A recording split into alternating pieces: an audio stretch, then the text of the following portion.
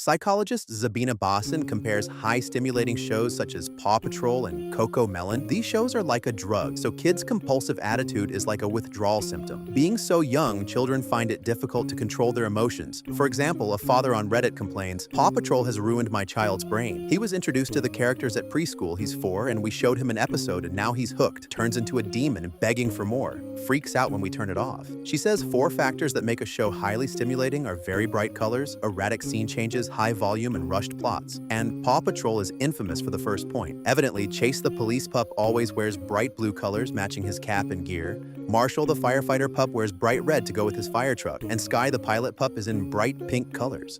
All these bright colors come together in a high saturated and extremely bright backdrop. In a study to determine visual stimulation on children, it was found that exposure to bright colors made kids more distracted, off task, and have lower learning gains. Furthermore, in a study of 64-year-olds by Dr. Angela Lillard, it was proved that children who watched the fast-paced television cartoon performed significantly worse on the executive function tasks, even with just 9 minutes of watching. Instagram user uSchooler demonstrates the fast cuts and quick scene changes in Paw Patrol, where in a clip of less than 25 seconds, there are more than 50 scene changes. That is more than 2 scene changes every minute. The last 2 of the 4 methods used to keep children hooked onto shows are high volume and rushed and linear plots. In terms of sound, in an interview with the sound editor of Paw Patrol, he mentioned they went back and replaced a lot of the impact with synths and brighter, more magical sounds, and this made a huge difference in the danger felt by the viewer. This evidences the manipulation of sound to keep the children hooked. Further, Paw Patrol uses so many catchphrases repetitively, phrases such as "no job is too big," "no pup is too small," and chases on the case rhymes well to make them easy to remember. The reason why their YouTube channel has more than 10 million subscribers and 5.3 billion views. No hate to Paw Patrol, but doesn't the show's repetitive nature get boring? Repetitiveness can also bring a certain comfort. Watching Paw Patrol feels like coming home because it's just nice and familiar. Paw Patrol relies heavily on repetition in all episodes, which also ties to the 4th point of linear and rushed plots. Each episode begins with a problem, and Ryder summons the pups, they rescue or solve the problem, and the episode ends happily. Repetition brings children the feeling of mastery, comfort, and improves their self-confidence. Paw Patrol heavily abuses this to attract children with their catchy lines and flashy gadgets. This constant exposure helps Paw Patrol hook the children to want the gadgets and toys used in the videos. For example, Instagram user Gavin posted, "Tantrum over the fact that I didn't open the right Paw Patrol yogurt. She didn't tell me she wanted the one with Sky on it, but was mad I didn't know that. She knew something was amiss and didn't accept this because it wasn't the right picture of Sky." Another parent on Reddit says, "My almost 4-year-old had every pup's truck, plus triples of Rocky, and the massive Paw Patroller transport, which shows the addictive nature of the Paw Patrol toys." Paw Patrol has built such a huge empire with their cartoons that they are making more than $15 billion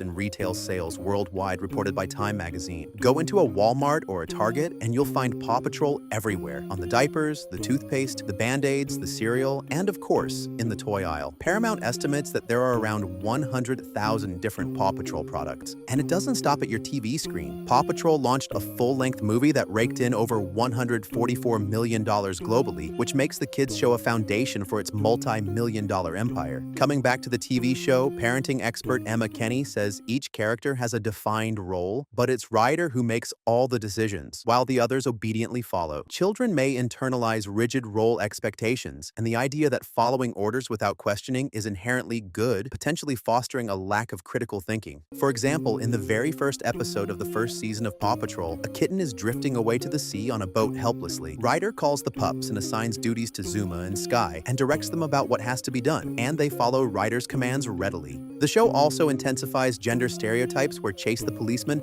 does most of the heavy works together with the other male pups, and Sky is usually only called for support. Unsurprisingly, the only female character from the main cast is Sky. The Guardian reports, Paw Patrol's chief singularity is the way young people are called upon to rectify the mistakes or crimes of adults. It aligns with a sensibility in which youth, unclouded by ambition or other adult considerations, is able to save the day over and over. The show draws amusing parallels between the pup's antagonist, Mayor Humdinger, and another blonde North American megalomaniac. And, for example, in the episode The Pups Save Hetty Humdinger, he orders his kitten catastrophe crew to carve his face into the mountainside, just so everyone must gaze at him. He's completely unchallenged until the pups intervene. Who the F is voting for Mayor Goodway? She's the most useless mayor ever. Any little inconvenience, from some litter to a missing box of fireworks, and she has a meltdown and calls the Paw Patrol. There are numerous examples of Mayor Goodway being useless highlighted in Season 6, where she loses her purse and summons Ryder and the crew to retrieve it. Furthermore, Dr. Liam Kennedy, a professor in criminology, says Paw Patrol, as a private corporation, is used to help provide basic social services in the Adventure Bay community. Creators are sending this message that we can't depend on the state to provide these services. Paw Patrol is not just a cartoon, it's propaganda in disguise. Behind the bright colors and catchy catchphrases lies a carefully manufactured product. While children laugh and sing along, their brains are being wired for a much sinister plot. So next time you hear "no job is too big, no pup is too small," ask yourself, whose job is it really, and who's deciding that?